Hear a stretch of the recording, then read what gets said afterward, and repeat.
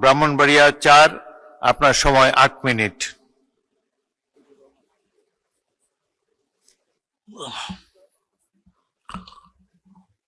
বিসমিল্লাহির রহমানির রহিম। আসসালামু আলাইকুম।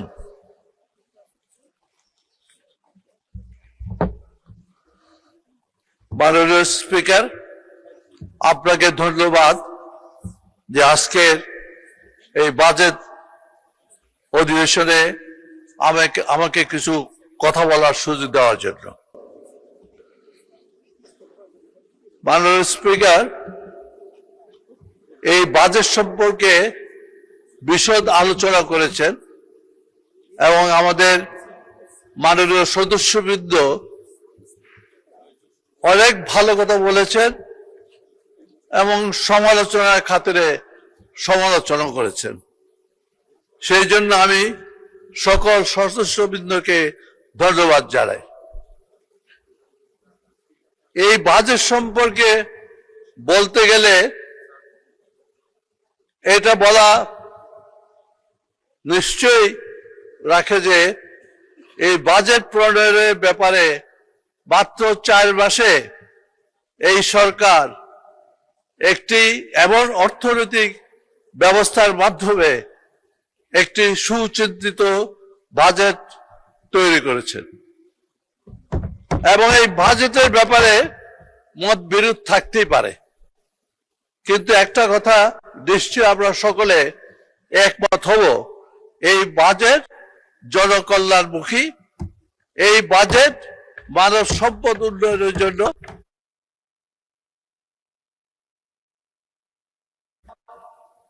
বেকার সমস্যা দূর করা অর্থাৎ কর্মসংস্থানের জন্য।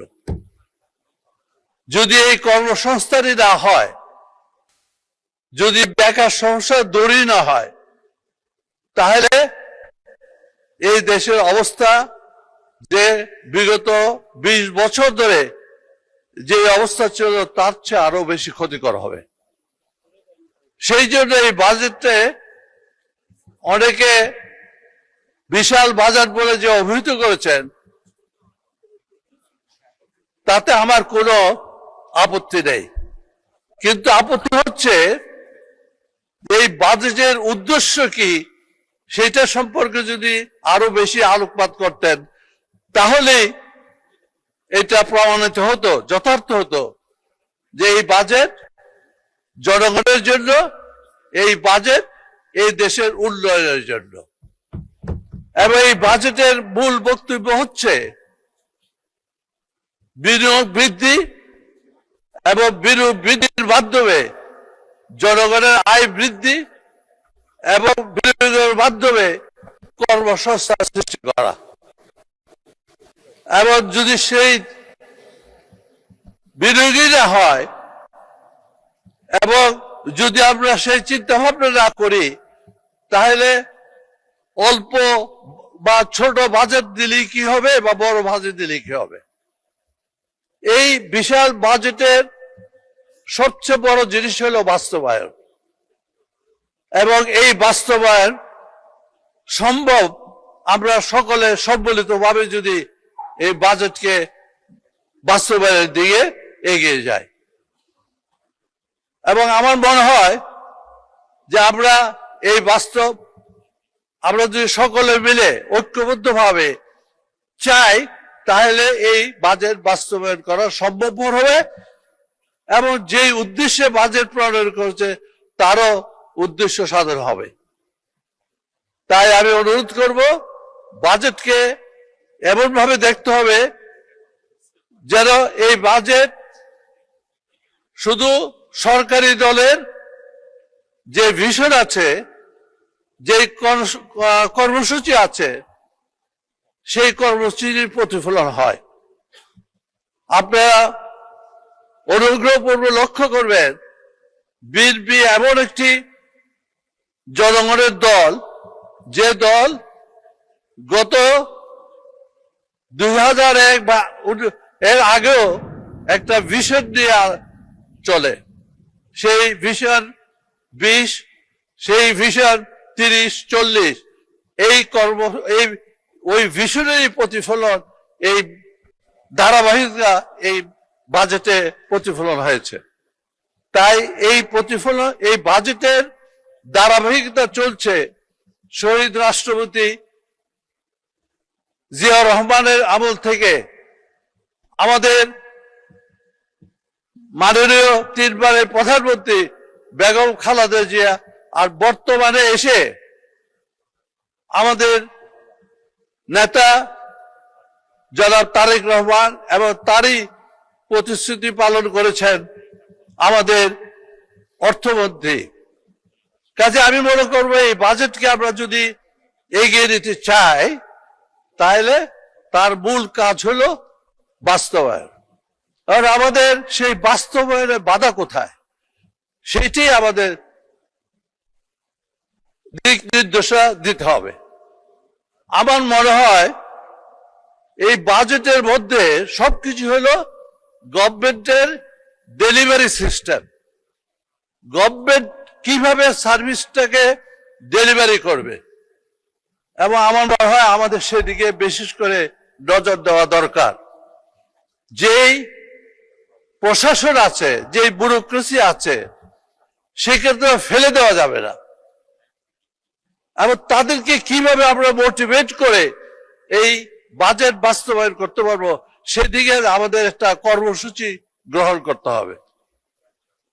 এবং তাদের ছাড়া, প্রশাসন ছাড়া কোনো বাজেটই বাস্তবায়ন করা সম্ভবপর নয়।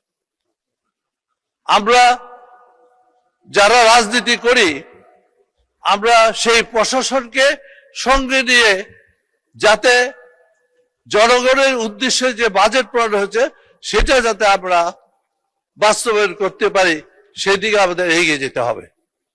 তাই আজকে আমি এটুকু বলবো, বাজেট একটি উৎপাদনমুখী বাজেট হয়েছে, বাজেট একটি মানব সম্পদ উন্নয়নের বাজেট হয়েছে, এবং বিশেষ করে লক্ষণীয় এই বাজেটে যে শিক্ষা খাত এবং স্বাস্থ্য খাত, অতীতে কোনো বাজেটে এত অগ্রাধিকার দেওয়া হয়নি।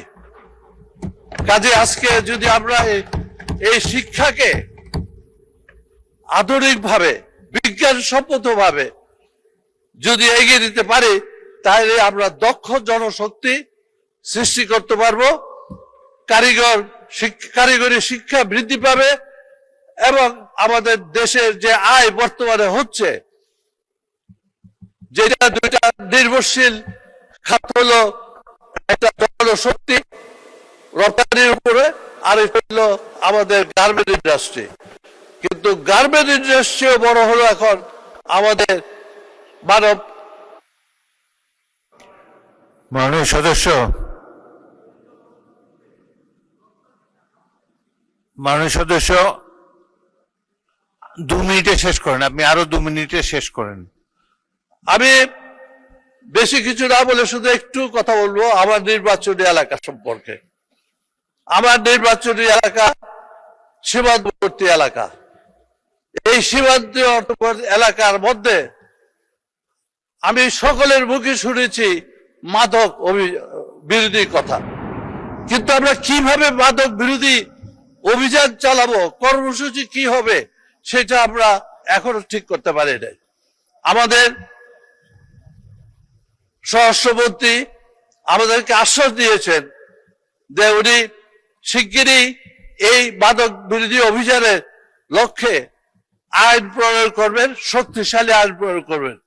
আমরা আশা করি আগামী দিনে সেই আইন প্রয়োগের মাধ্যমে মাদক বিরোধী অভিযান আরো বেশি শক্তিশালী হবে। তার উপরে হলো আমার এলাকা অন্যান্য এলাকার মতোই যোগাযোগ ব্যবস্থা সেরকম নাই, এবং স্বাস্থ্য খাতে বলতে গেলে সবাই যা বলেছে তাই, যে আমাদের উপজেলা